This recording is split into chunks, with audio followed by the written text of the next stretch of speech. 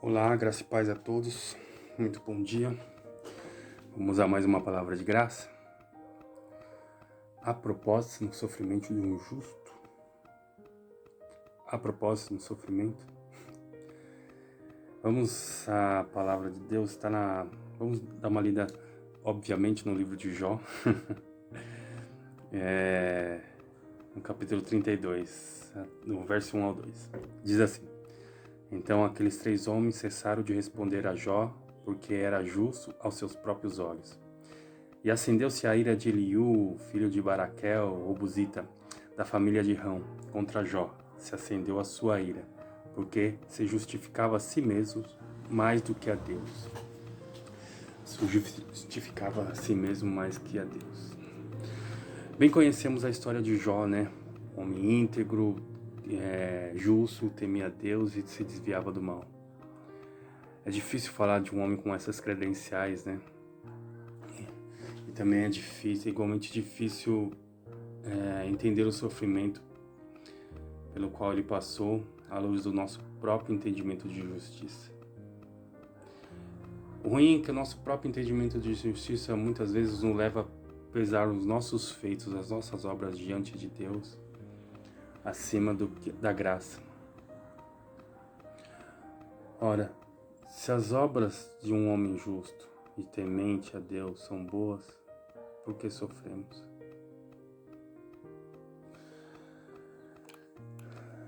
No decorrer do livro, a gente se depara com 3 amigos do Jó, que, em resumo, vai dizer que ele sofria por conta de seus próprios pecados ou por conta dos pecados ocultos. De certa forma, eles acusavam Jó de não ser um crente, né? Um verdadeiro crente, talvez um falso crente. E a gente vê que Jó se justifica não só diante dos seus amigos, mas diante de seu Deus. E apesar de ter alguma base de boa teologia, ou não de boa teologia, mas de verdades bíblicas dentro dos pensamentos desses 3 amigos, Elifaz, Bildad e Zofar, as suas aplicações para cima do Jó foram erradas e acabaram aplicando de certa forma, uma injustiça para cima de Jó. Mas se aqueles homens forem injustos, aplicando uma teologia correta no momento errado, a pergunta é: por que o justo Jó sofreu? Ou por que o justo sofre? A gente consegue ter um vislumbre desse entendimento na entrada de um 4º personagem, Eliú, no capítulo 32. E ele começa dizendo, aliás, o relato começa falando que ele se ira com os amigos de Jó, por sua injusta teologia em cima do Jó, e também porque Jó justifica-se mais a si mesmo do que a Deus. A gente entende que a gente canta nas igrejas e entende que em meio à prova a gente deve passar cantando e louvando a Deus. E sabemos da soberania de Deus e da bondade de Deus, que tudo debaixo da sua mão há um propósito. Mas conforme a batalha vai se intensificando e há algum silêncio de Deus ao nosso redor, a gente acaba procurando em nós mesmos a justificativa para o que passamos. Em primeiro momento a gente começa a olhar como os amigos de Jó um pecado, alguma coisa oculta, alguma falha, porque o nosso senso de justiça está baseado no maniqueísmo. Se eu faço bem, bem eu recebo. Se eu faço mal, o mal eu devo receber. E se eu estou de alguma forma passando por uma injustiça ou um mal, ou por um sofrimento, algo mal eu tenha feito. E depois de alguma súplica, a gente se dobra a Deus, ora e pede, fala: Senhor, me mostra onde eu errei, onde eu pequei. A exemplo de Jó, a gente acaba entendendo que não há nada de errado na gente. Que somos justos, fiel, tementes a Deus e nos desviamos do mal, e que o que vem sobre nós, de certa forma, não tem uma explicação senão um ato de injustiça. Bom, se há um ato de injustiça, ou se não encontramos nada de mal na gente, quem seria injusto?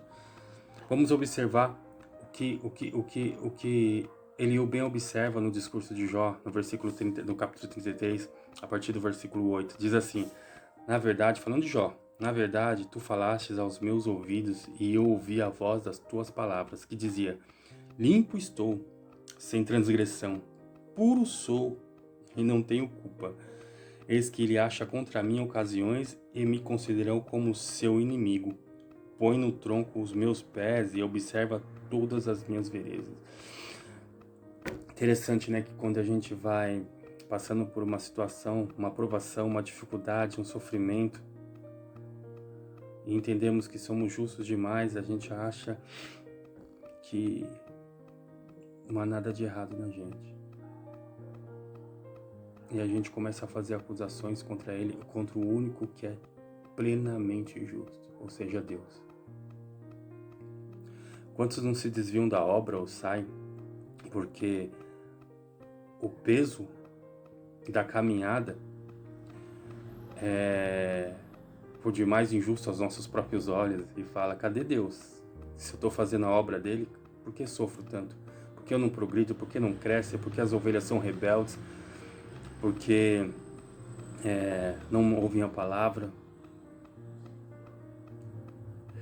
E aí dizemos: limpo estou sem transgressão, puro sou e não tenho culpa.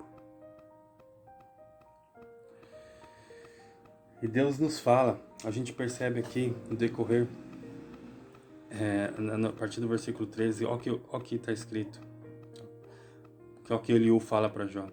Por que razão contendes com ele, com Deus? Porque ele não dá conta de nenhum dos seus feitos?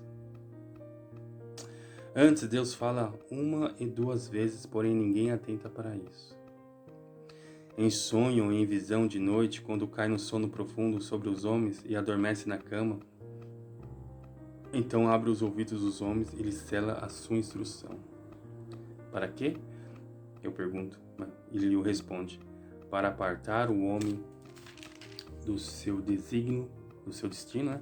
Esconder o homem da sua soberba, quer dizer, do seu orgulho. Orgulho. Onde está o orgulho, né? Vamos ver onde está o orgulho. No capítulo 34, Eliú continua na sua observação em cima dos discursos de Jó perante Deus e os seus amigos. Olha o que ele fala, a partir do versículo 5, 34. Sou justo e Deus tirou o meu direito. Apesar do meu direito, sou considerado mentiroso, a minha ferida é incurável, embora eu esteja sem transgressão. E no capítulo 9 ele fala, porque disse, de nada aproveita o homem em comprazer-se em Deus. Não. Orgulho. O pecado de Jó, como a gente bem vê no livro dele, não foi ter blasfemado contra Deus. Na verdade, ele repreende a própria esposa quando essa pede para ele se apartar de Deus. Jó é um homem justo e temente a Deus, que diz que não veio a essa terra, não irá, que vai continuar glorificando Deus em meio à provação. E a gente vê uma beleza nisso, e onde há uma beleza de fato, porque Deus é maravilhoso em todo tempo, em todo momento, mesmo diante das nossas provações. Mas conforme o tempo vai passando e essa provação insiste em nos acompanhar, algo por meio dela, vai expurgando do nosso coração. Jó tinha um orgulho e não era por conta da sua riqueza. Jó tinha uma soberba e não era por conta da sua boa família. Jó é um homem que servia aos pobres e atendia por meio da sua riqueza os órfãos, os necessitados. Jó era um homem justo. Jó é um homem que atendia a sua família, não deixava nada faltar e até mesmo sacrificava, pedindo perdão para Deus sobre o pecado, porventura dos pecados dos seus filhos. O orgulho de Jó se residia justamente nesse senso de piedade para diante dos homens, nesse senso nessa sua religiosidade, nesse senso de ser de homem de Deus. Ele, como um homem temente a Deus, que andava segundo os preceitos do Senhor, se colocou como um homem justo acima dos seus próprios pecados internos. O homem ainda que justo, aliás, justificado por Deus, não é um homem sem pecado. E alguns pecados eles são tão escondidos no nosso coração que eles não se revelam a outro senão a Deus, que tudo vê. Por que sofre o justo? Deus, em sua infinita justiça e senso de amor para com os homens, ele usa o sofrimento como um remédio para expurgar aquilo que nós não conseguimos ver. Nós não conseguimos enxergar dentro de nós. E às vezes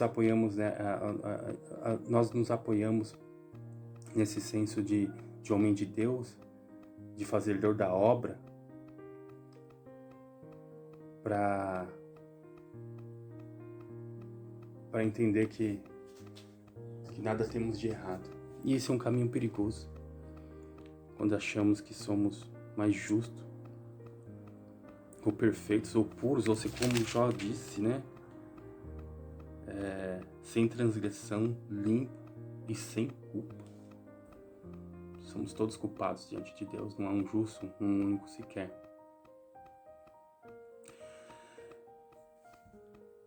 E a nossa baixa teologia, nosso fraco entendimento dos caminhos altíssimos do Senhor sempre nos coloca essa encruzilhada de que o sofrimento vem para os maus e os bons não merecem.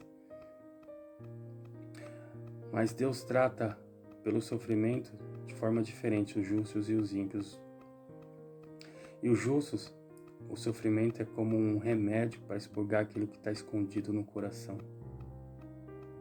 Quantos de nós não conseguimos enxergar as nossas próprias falhas porque os nossos atos aspiram piedade, religiosidade e temência a Deus? Somos bem considerados nas igrejas, nos ciclos de orações, entre os nossos vizinhos. Somos até apontados como os homens de Deus, e no oculto algo se esconde que Deus está enxergando. E é por meio desse processo de provação que Deus vai arrancar aquilo que aos poucos está nos envenenando e nem nos apercebemos. Quando Deus faz a aprovação de um homem, não é para provar, não é para entender, ou para saber, para descobrir o que há no homem, porque Deus não precisa, sabe de todas as coisas antes mesmo da gente. É para mostrar para o próprio homem aquilo que está oculto em seu coração. Jó tinha um certo orgulho do seu andar com Deus. E no seu afã, ele acusou Deus de coisas gravíssimas, de ser um Deus injusto, um Deus que o perseguia sem causa, sem razão, sem motivo. Tanto é assim que no final, quando Deus se apresenta a Jó, ele se arrepende das coisas que fala. Ele fala: põe a mão na minha boca, porque nada tem como justificar diante de Deus. Essa foi a grande recompensa de Jó. Não foi ter sua família restituída, seus bens restituídos, ter o seu corpo sarado daquela chaga, mas foi reconhecer que havia algo de muito ruim dentro de si.